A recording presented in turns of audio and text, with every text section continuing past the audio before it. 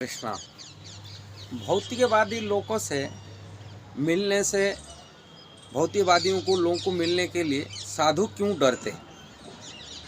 असिलो रूप गोस्वामी कहते हैं भक्ति का बाधक है, भक्ति की बाधक। रूप गोस्वामी उपदेशामृत में लिख रहे हैं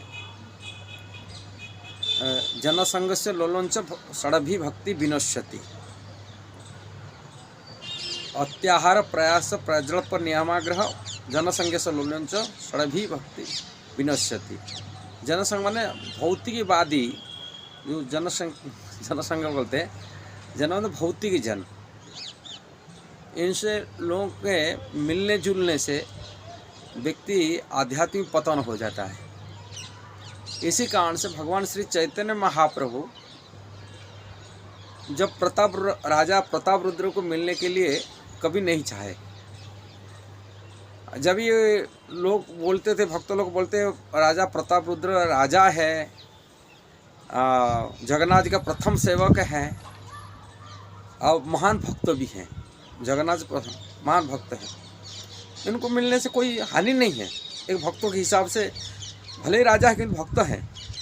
भगवान चैतन्य महाप्रभु कहा करते थे भले ही वो जगन्नाथ जी का प्रथम सेवक है, भक्त है, वैष्णव है, किंतु वो राजा है। राजा होने के नाते मैं ऐसा व्यक्तियों से नहीं मिल सकता। मैं सन्यासी हूँ। ये सन्यासी होकर यदि ऐसा व्यक्तियों को मिलते हैं, मेरा सन्यासी धर्म नष्ट हो जाएगा। यह प्रश्न तो सन्यासी का धर्म क्या होता है, एक वैष्णव राजा होने से क्या हानि होता है, ये डिस्कस करने के लिए वीडियो बनाया हूँ। अब पूरी तरह इसको जानकारी हमको लेना चाहिए। विषयी लोग मिलने के लिए रूप गोस्वामी इसीलिए मना करते हैं, कारण विषयी लोगों की जो जीवन है भौतिक जीवन में लगाव में रहते हैं। अर्थ उपार्जन करना, अर्थ उपार्जन करके इंद्रिय तृप्ति में लगाना, इंद्रिय तृप्ति ही उनकी लक्ष्य है और अर्थ उपार्जन इसके साधन है। अर्थ मतलब यहाँ भौतिक संपदा, भौतिक संपत्ति जिससे लोग भोग कर सकते, इंद्रिय तृप्ति कर सकते, ये इनके साधन और साध्य होता है इंद्रिय तृप्ति। और एक साधु का जीवन जो होता है, साधु का जीवन होता है, लक्ष्य होता है कृष्ण प्राप्ति, साधन होता है कृष्ण का भजन, कृष्ण का भक्ति। दोनों इसमें अलग अलग स्टेज में आता है। भौतिक जीवन का धन की, साधु कभी धन की इच्छा नहीं रखता, धन प्राप्ति करने का धन की ये नहीं करता, साधन नहीं करता, धन उपाय नहीं सोचता, धन कैसा कमाए, धन कैसा कमाए, धन से विरक्त है। और साध्य कृष्ण है। भौतिक जीवन में है इंद्रिय तृप्ति उनका लक्ष्य होता है, अर्थोपार्जन के इंद्रियों को सुख देना। इसीलिए साधु जीवन में जब इंद्रिय तृप्ति में लगा हुआ व्यक्तियों की धन कमाने का जो सोर्स में उनकी संस्पर्श में जो आता है, व्यक्ति का चित्त, साधु का चित्त द्रुमिड़ हो जाता है। चित्त में वो विचार आ जाता है, कैसा धन कमाते, कितना ये खर्च करते। और ये सब साधु जब दोष दृष्टि में आ जाता है, वो दोष दृष्टि साधु के मन में विचार में आ जाता है। भले साधु कार्य नहीं करे, किंतु उनका किया गया कर्म, वो कर्म जो दोष दृष्टि साधु के मन में आ जाता है। साधु दोष देखने लगता है, ये ऐसा करता है, वो ऐसा करता है, ऐसा करता है। वो साधु के मन में जो चित्त में ये सब चीज़ दोष दृष्टि में आ जाएगा, तभी वो दोष को भागीदारी भी बन जाता है। साधु के मन में भागीदारी बन जाता है। जब दोष देखता है, विरक्त व्यक्ति जब देखता है ये अर्थ उपार्जन कर रहा है, ये धन कमा रहा है, ये ऐसा ही भोग कर रहा है, इतना इंद्रिय तृप्ति कर रहा है, उसको देखने से उनका देखने मतलब उनका मन में दोष दृष्टि आता है, आएगा, ये क्यों कर रहा है।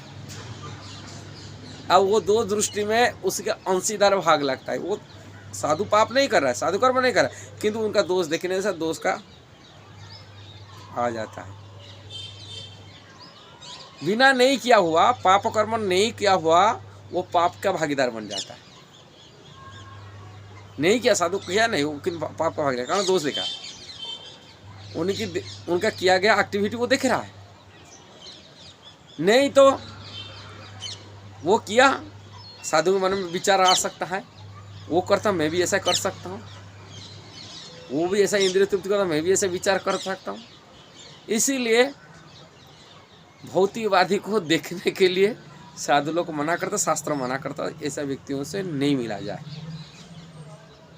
कारण इंद्रिय तृप्ति का वासना उद्रेक हो सकता है। संसार में जे ही संस्पर्श भोगा दुख जनेवत, ये संस्पर्श आने से दुख का जननी जिसको कहते उसका पैदा हो सकता है।